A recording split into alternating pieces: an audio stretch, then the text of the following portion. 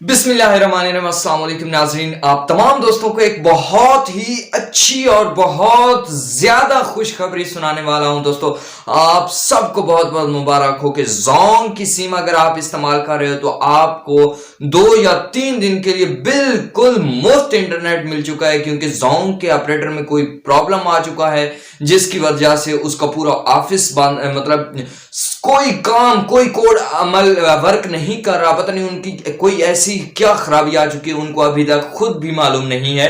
और ज़ोंग पर बिल्कुल फ्री इंटरनेट चल रहा है, फ्री कॉल्स हो रही हैं, आपने कॉल करनी है, इंटरनेट चलाना है, एसएमएस करने बिल्कुल फ्री हो चुके हैं।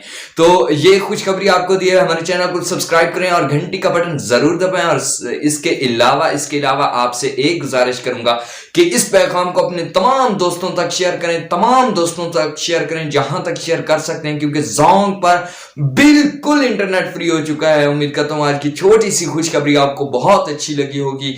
मिलते हैं नेक्स्ट वीडियो में, तब तक के लिए अल्लाह हाफिज।